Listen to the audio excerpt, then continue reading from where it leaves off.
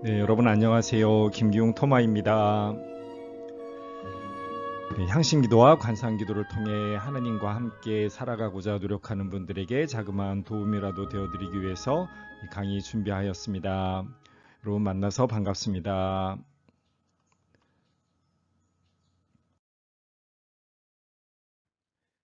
네, 오늘은 신비신학 제8장 금욕주의와 아시아라고 하는 제목으로 함께 살펴보도록 하겠습니다.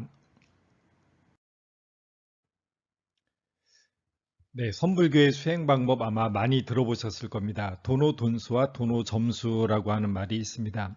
도노돈수라고 하는 말은 살면서 어느 순간 갑자기 순간적인 깨달음을 얻게 되면서 이후의 삶이 달라지게 된다라고 하는 것이고, 도노점수라고 하는 말은 꾸준한 수련을 통해서 갈고 닦는 그런 삶의 노력을 통해서 거기에서 어떤 깨달음을 얻게 된다라고 하는 것, 과연 어떤 것이 정답이냐, 뭐 이런 거 가지고 따지는데요. 도노 돈수도 맞고 도노 점수도 맞다라고 또 이렇게 표현을 합니다.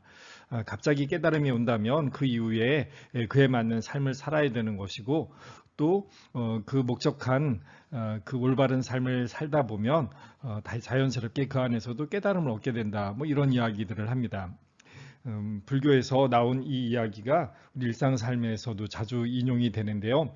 이와 비슷하게 하느님의 은총이라고 하는 것이 우리에게 주어지게 되는데, 그것은 우리를 하느님 당신 자녀가 되게 하는 하느님의 은총, 우리를 친히 하느님 스스로 창조해 주시고 우리에게 당신 자녀라고 하는 그런 지위를 주시고, 또 우리를 언제나 사랑하시고 우리를 구원해 주시는 이 하느님의 은총, 이것은 과연 왜 우리에게 이런 은총이 주어지는가라고 하는데요. 여기에서 먼저 전통적으로 성화은총이라고 이렇게 표현을 했습니다. 성화은총. 하느님께서 우리 자신을 성화시켜 주신다. 우리가 무슨 자격이 있어서가 아니라 하느님에 의해서 우리가 변화되는 것이다 라고 해서 그걸 성화은총이라고 표현을 합니다. 또 한편 하느님의 조력은총이라고 하는 것이 있는데, 우리가 하느님의 자녀로서 합당하게 살 수 있도록 끊임없이 우리와 함께 계시면서 우리를 도와주신다. 그래서 도움의 은총이라고 하는 말로 이렇게 표현을 하기도 합니다. 그러니까 우리 인간이 어떤 체계적인 무슨 일을 해냈기 때문에 그에 맞추어서 우리가 하느님의 자녀가 되는 그런 은총, 이것을 얻게 되는 것, 이것이 아니라 하느님에게서 우리에게로 은총이 온다라고 하는 것이죠. 하지만 이것으로 모든 것이 끝나지는 않습니다. 하느님께서는 우리에게 그렇게 당신과 하나가 될 수 있는 은총을 주셨지만, 우리 인간 편에서는 또 동시에 하느님 자녀의 합당한 삶을 살아가려고 끊임없이 노력을 하게 되죠. 그래서 이 하느님 자녀로서의 삶을 살려고 하는 인간 편의 노력, 이런 걸 보고 우리가 수련이라고 이렇게 표현합니다. 갈고 닦는 것이죠. 갈고 닦는데 덕을 갈고 닦아서 우리가 하느님의 모습, 하느님 자녀다운 모습에 합당한 모습을 살려고 하는 노력들을 하는 것이죠. 그래서 과거에 근대에서는 이 영성을 수덕 신학이라고 이렇게 표현을 했었습니다.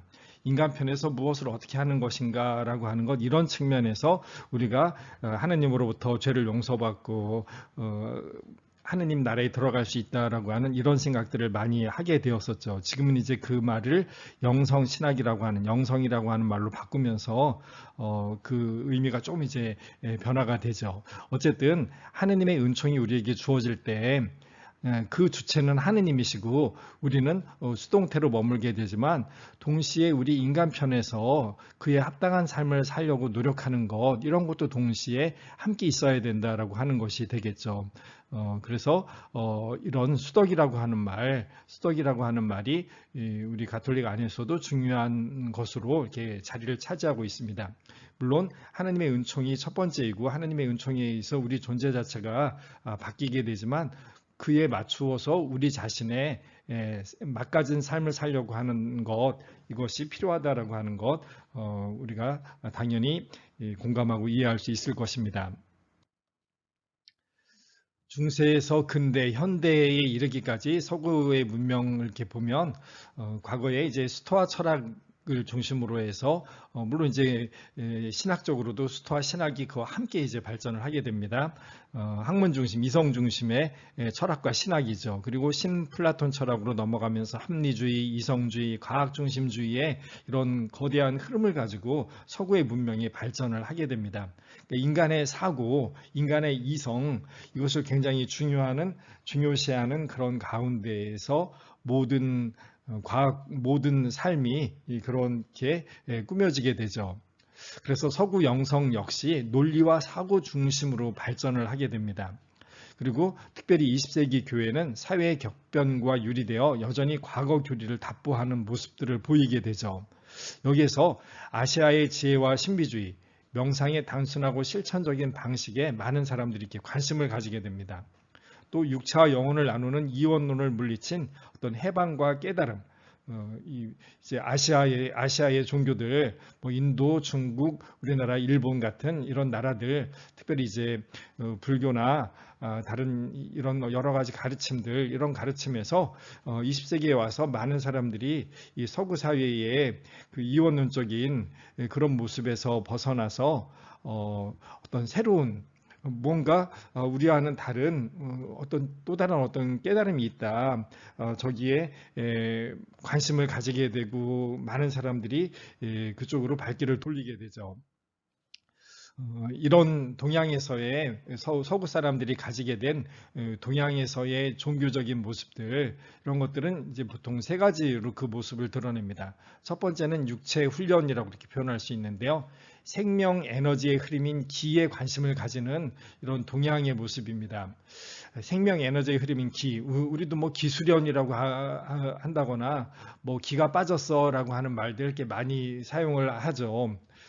이 기라고 하는 것이 무엇일까? 제가 지난번 강의에서 모든 물질의 그 가장 작은 단위인 원자, 이 원자라고 하는 것은 다시 그 안에 16가지의 더 작은 아주 근본 물질들이 있다라고 표현을 했습니다. 그런데 이 물질은 그냥 물질이 아니라 그 중에 많은 것들은 또 동시에 힘, 에너지라고 하는 것으로 이렇게 표현이 됩니다.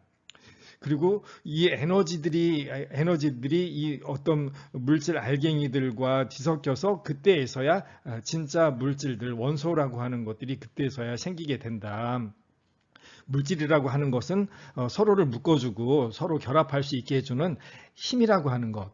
그것을 여기에서는 이제 기라고 할 수도 있겠죠. 그런 힘이라고 하는 것이 그 안에 함께 휩싸여 있다라고 이렇게 표현을 할 수 있을 겁니다.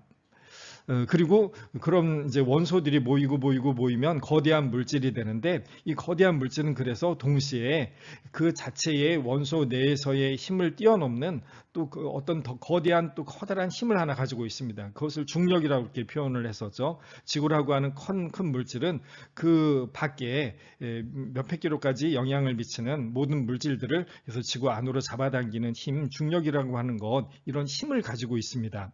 그런데 그 힘이 어디에 어떻게 존재하는지 참 이해하기가 참 어렵죠.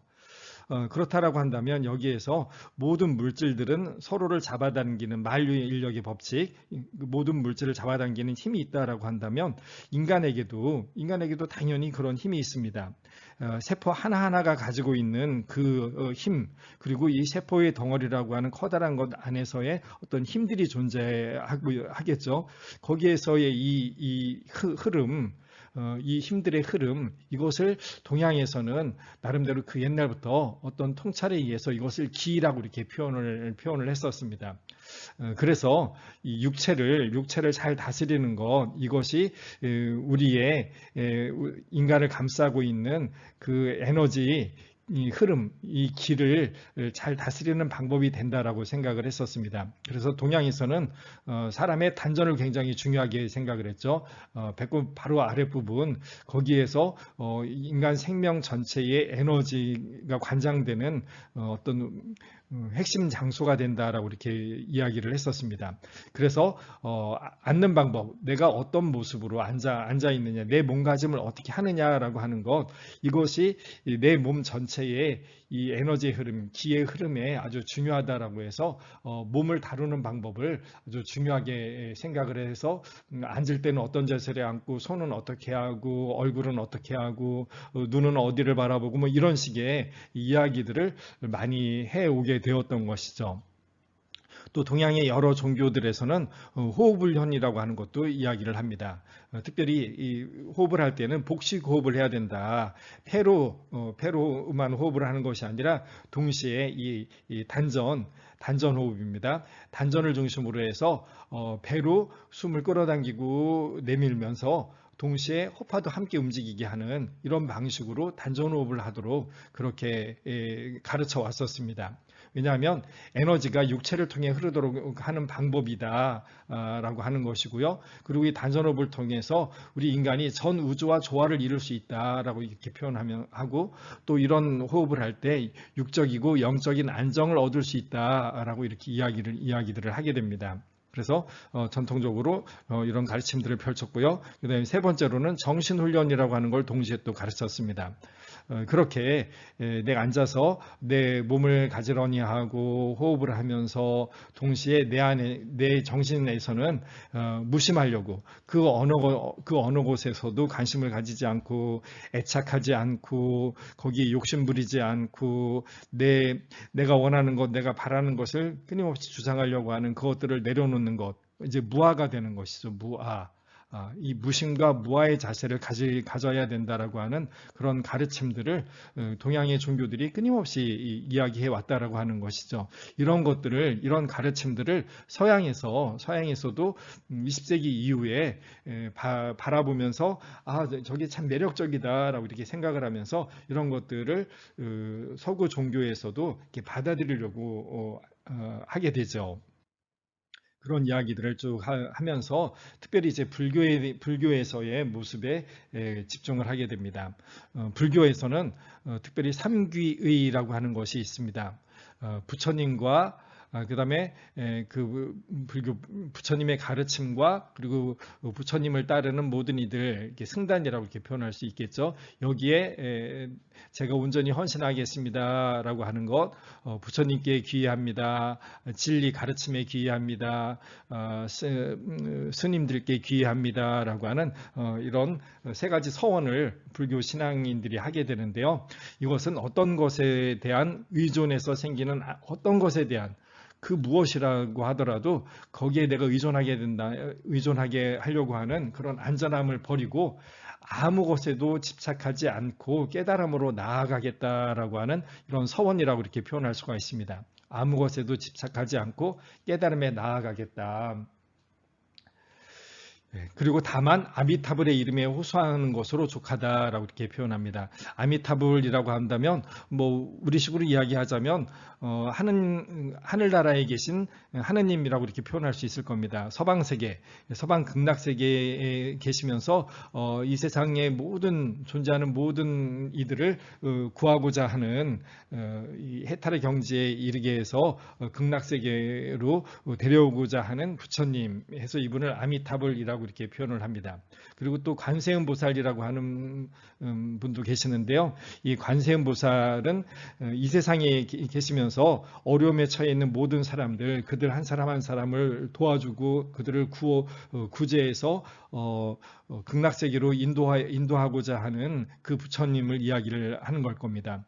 그래서 다만 이 아미타불과 관세음보살의 이름에 호소하는 것으로 족하다라고 이렇게 표현했는데요. 그래서 나무 아미타불 관세음보살이라고 스님들이 이렇게 외우는 거 많이 들어보셨을 텐데 이 나무는 바로 그 귀의한다, 의지한다라고 하는 뜻입니다. 그래서 이 아미타불과 관세음보살에게 의지합니다라고 그 끊임없이 염조를 돌리면서 나무 아미타불 관세음보살을 이렇게 외우게 되는데 바로 그렇게 인간이 스스로 무엇인가 할 수 없음, 무엇인가 이룰 수 없음, 그리고 내 뜻을 이루려고 함 이런 것들을 다 내려놓고 온전히 이 세상 모든 인간을 구원하고자 하는 그 부처님의 그 힘에 의지해서 살겠습니다라고 하는 것, 이것을 끊임없이 표현을 하는 것이죠. 근데 가만히 살펴보면 이 나미아미타불 관세음보살 이것을 끊임없이 반복하는 이 모습은 사실 우리 그리스도교에서도 전통적으로 주 예수 그리스도님 저에게 자비를 베풀어 주소서, 주 예수 그리스도님 저에게 자비를 베풀어 주소서 이렇게 끊임없이 외웠던, 또 우리 박해시대 때 우리 선조들이 예수 마리아 예수 마리아 끊임없이 그렇게 불렀던 이런 거하고 아주 일맥상통하는 그런 모습을 우리가 찾아볼 수 있는 것 같습니다. 동양 전통에서도 이런 것이 있었다라고 하는 것이죠. 그리고 불교에서의 신앙에서 그들이 또 무엇을 추구하는지 한번 살펴보도록 하겠습니다. 살아있는 존재는 무수하다. 나는 그들 모두를 구원할 것을 서약한다. 미망의 근원인 욕망 그리고 유욕. 나는 그 모든 것을 소멸시킬 것을 서약한다. 진리의 문은 무수하다. 나는 그 모든 것을 배우고 익힐 것을 서약한다. 깨달음의 길은 무수하다. 나는 그것을 실현할 것을 서약한다. 예, 불교에서의 서원인데요. 여기서 특별히 살아있는 존재는 무수하다. 나는 그들 모두를 구원할 것을 서약한다. 이 대목에 한번 집중, 아주 이렇게 눈길이 갑니다. 전 우주의 구원이라고 이렇게 표현할 수 있을 텐데, 사실 우리 가톨릭에서 하느님 그리고 예수 그리스도의 구원 의지 이것과 크게 다르지 않은 것 같습니다. 같은 차원의 그런 신앙들을 가지고 있다라고 이렇게 이해할 수도 있겠죠. 이런 측면에서 그리스도교인이라고 하더라도 다른 종교의 가르침, 다른 종교에서의 실천 이런 내용에 관심을 가지고 거기에서 긍정적인 부분들 함께 나눌 수 있는 부분들 이런 것에 집중하는 것 필요하다라고 생각을 할 수 있을 겁니다. 사실 그러면서 서구 세계에서는 동양의 많은 그런 종교 스승들, 종교인들에게 대해서 관심을 가지게 되는 일들이 생기게 되죠. 19세기 말 20세기에 인도의 마하리시나 타고르, 간디 이런 동방의 신비가들, 그런 신비가들이 등장을 하게도 또 그들의 모습에 많은 사람들이 이렇게 깜짝 놀라게 됩니다. 아, 저런 모습으로 사람이 살 수도 있구나. 저런 사람들이 다 있구나라고 하는 것을 깨닫게 되죠. 그러면서 1960년대에 많은 젊은이들이 인도를 찾아가기도 합니다. 인도에 가서 그런 저쪽은 완전히 종교로 가득한 나라이다. 사람들이 어떤 모습으로 살아가는가, 무엇을 깨닫고 살아가는가, 무엇에 사람들이 관심을 두는가 이런 것에 대해서 많은 사람들이 열광을 하게 되죠. 그러면서 많은 구루, 뭐 힌두교의 스승이라고 할 수 있겠죠. 그리고 선불교나 이런 여러 스승들, 그런 각 동양 종교들의 스승들, 그리고 선사들이 미국과 유럽으로 와서 어떤 가르침들을 펼치게 되고, 그러면서 미국과 서구 세계의 초월명상이나 뉴에이지 운동 같은 이런 것들이 널리 퍼지게 됩니다. 그러면서 1970년대에 많은 사람들이 이런 데 관심을 가지게 되죠. 그러면서 그때 우리 가톨릭에서 대표적으로 토마스 머튼이 바로 이런 측면에서 동양의 종교들, 동양 종교에서의 가르침들, 동양 종교의 여러 실천적인 부분들 이런 것들에 관심을 가지고 이것들을 적극적으로 이 가톨릭의 수행에 접목시키려고 하는 그런 노력들을 하게 되는데요. 그 대표자가 토마스 머튼이었다라고 이렇게 이야기를 할 수 있을 겁니다. 이 토마스 머튼은 사막의 교부들로부터 시작을 해서 그리스도교의 여러 신비 신학자들에게 대한 새로운 관심을 가지면서 그것들을 다시 한번 20세기에 가톨릭 안에서 다시 한번 이런 전통적인 신비주의에 관심을 가지게 하는 그런 중요한 역할을 하면서 동시에 동양의 종교에도 관심을 보이면서 그들과 대화를 하려고 그들의 가르침과 내용들을 이 가톨릭 안으로 가지고 와서 접목시키려고 하는 그런 노력들을 했던 그런 대표적인 인물이라고 이렇게 할 수 있을 겁니다. 사실 사도행전 15장에 보면 이런 구절이 나옵니다. 유다에서 어떤 사람들이 내려와 모세의 관습에 따라 할례를 받지 않으면 여러분은 구원받을 수 없습니다 하고 형제들을 가르쳤다. 그러니까 이제 예루살렘에서 시작된 교회가 지금 예수님이 유다인이었고 그 유다인 제자들을 두었고 그들은 다 유다교의 관습대로 살던 사람들이었죠. 그런데 그들이 예수님의 명에 따라서 이제 각 지역으로 퍼져서 예를 들자면 그리스 전혀 다른 문화 안에서 살아가던 그리스 사람들에게 복음을 전하면서 예수님을 믿으라고 하게 됩니다. 그런데 과연 이들에게 구약의 율법 예를 이제 여기 대표적으로는 할례라고 하는 것이 나오지만 구약의 율법들을 과연 따르게 해야 될 것인가? 어떤 사람들은 구약의 율법에 따라야 됩니다. 그렇지 않으면 구원받을 수 없습니다라고 이렇게 이야기를 했다라고 하는 것이죠. 또 바리사이파에 속하였다가 믿게 된 몇 사람이 나서서 그들에게 할례를 베풀고 또 모세의 율법을 지키라고 명령해야 합니다 하고 말하였다. 그래서 이것이 제자들 사이에서 이제 논란거리가 됩니다. 과연 우리가 복음을 전하면서 이 복음을 전하는 그들에게 예수님의 하나님의 은총으로 그들이 구원받았다라고 하는 것 이것으로 다 끝날 것인가? 아니면 그들이 과거에 유다인이 그랬던 것처럼 다시 모세 율법까지 다 지켜야 되는 것인가? 이것을 가지고 설왕설래하게 됩니다. 그때 야고보가 이렇게 말합니다. 다른 민족들 가운데에서 하느님께 돌아선 이들에게 어려움을 주지 말고 다만 그들에게 편지를 보내어 우상에게 바쳐 더러워진 음식과 불륜과 목돌라 죽인 짐승의 고기와 피를 멀리하라고 해야 합니다. 결국은 이렇게 이제 정해져서 이것 이외에는 다른 모세의 율법들 그것들을 지키도록 그렇게 사람들을 올가매지는 말자라고 이렇게 정해지게 되죠.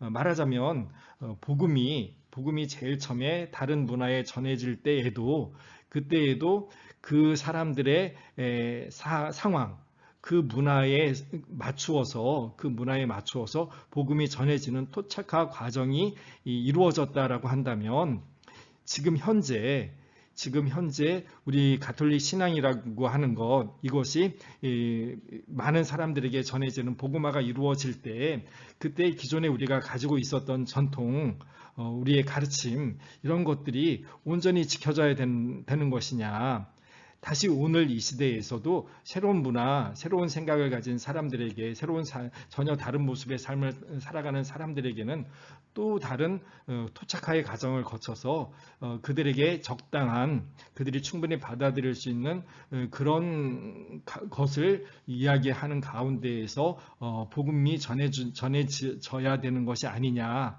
이것을 우리가 생각해 보아야 한다라고 하는 것이죠.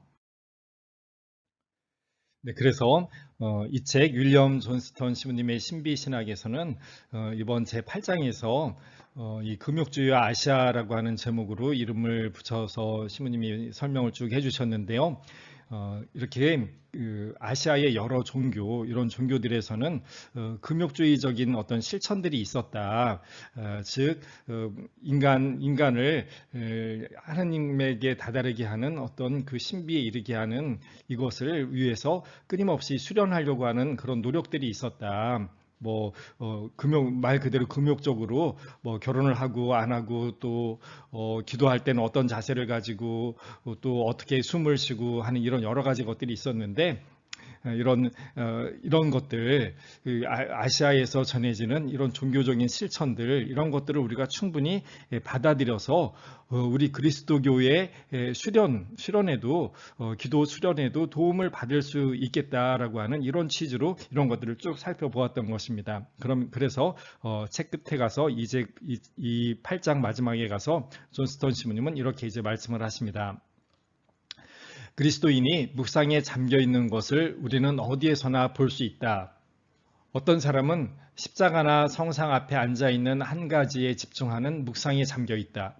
다른 사람들은 앉아서 감시를 바라보면서 호흡한다. 다른 사람들은 그들의 환경 안에서 선정을 실천하고 하느님을 의식한다. 다른 사람들은 그들의 호흡에 맞추어 만트라를 음송한다. 아까 나무아미타불 관세음보살 그랬던 것처럼 주 예수 그리스도님 저에게 자비를 베풀어 주소서 이런 식으로 성경의 한 구절을 이렇게 반복하면서 기도한다 이런 내용일 겁니다. 또 선이나 요가 또는 비파사나의 영향을 받은 사람들은 우주 안에 계시는 하느님의 현존에 그들의 정신과 마음을 연다. 또 어떤 사람들은 오직 하느님께 이야기할 뿐이다. 즉 동양의 여러 가지 이런 방법들, 기도 방법들 이런 것들을 우리 그리스도계에서 받아들여서 우리가 기도할 때에 이런 것들을 응용하면서 하나님 앞에 나서서 하나님에게 은총에 우리의 마음을 여는 그런 기도들을 하고 있다라고 하는 이야기입니다. 우리는 살아계신 하느님께 다가가는 많은 새로운 접근법에 대해 들을 수 있다. 그렇죠. 다른 종교에서 이야기하는 것들, 그런 것들에 대해서 우리가 이렇게 참고할 수 있게 될 겁니다. 이러한 기도 방식들은 바로 신비적이라고 부를 수는 없다. 이런 것들이 뭐 그 자체로 완전히 신비적인 것은 아니다. 그러나 그 기도들은 신비주의로 들어가는 문이다. 그래서 우리가 이것들을 사용할 수도 있다라고 표현을 하는 것입니다. 그 기도들은 모두 성녀 데레사가 정적 기도라고 일컬은 조용하고 말 없는 상태로 우리를 인도한다. 그래서 그녀가 바보의 집이라고 부른 상상력은 이리저리 격렬하게 날뛰지만 우리는 하느님 면전에서 고요히 머물거나 한 가지에 집중하고 있다. 이 정적 기도는 그녀가 말하는 네 번째 궁방이다. 그곳에서 더 높은 궁방으로 초대될 수 있다. 진실로 참고 견디는 사람은 주인의 목소리를 듣게 될 것이다. 그래서 성당에 찾아가서 성체주배실에 찾아가서 스님들이 자선해서 명상하는 것과 같은 그런 모습으로 앉아서 하느님 앞에 앉아서 하느님의 은총에 우리 자신을 내어 맡기면서 하느님을 기다린다라고 한다면 그때 하느님께서는 우리를 당신께 더 가까이 우리를 끌어당기실 것이다. 우리의 그 노력 자체가 은총 자체가 되는 것은 아니지만 하느님 앞에 나서고자 하는 우리를 하느님께서는 어여삐 여기셔서 우리를 더욱더 당신에게로 끌어들일 것이다. 우리에게 더욱 커다란 은총을 내려주실 것이다 라고 하는 이런 태도를 가질 수 있겠다라고 하는 것이죠. 그래서 참으로 진실로 참고 견디는 사람은 주인의 목소리, 하느님의 목소리를 듣게 될 것이다. 여보게 더 앞자리로 올라앉게. 그 사람은 식탁에 앉은 모든 사람 앞에서 영광스럽게 될 것이다. 우리들의 이 항신기도와 같은 이런 관상기도에서 우리가 그렇게 고요하게 머물면서 침묵 가운데에서 호흡하면서 하나님의 현존 안에 머물려고 하는 이런 노력들, 그런 노력들이 한편은 동양 어떤 그 여러 가지 종교의 실천적인 모습을 그냥 가져오는 것, 그냥 막무가내로 접촉하는 것이 아닌가 생각하겠지만 그렇지 않다. 틀림없이 하나님께서는 우리의 그러한 모습에 당신의 은총의 은총을 더해 주실 수 있을 것이다. 이러한 희망을 가지고 더욱더 끊임없이 꾸준히 기도에 나가자라고 하는 이야기들을 이렇게 하고 있습니다.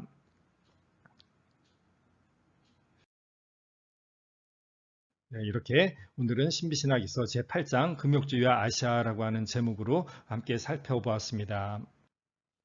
오늘도 부족한 강의 들어주셔서 감사합니다. 또 다음 강의에 뵙도록 하겠습니다. 장마철 지나고 있는데요. 장마철도 또 이어지는 무더위에도 건강 잘 챙기시기 바랍니다.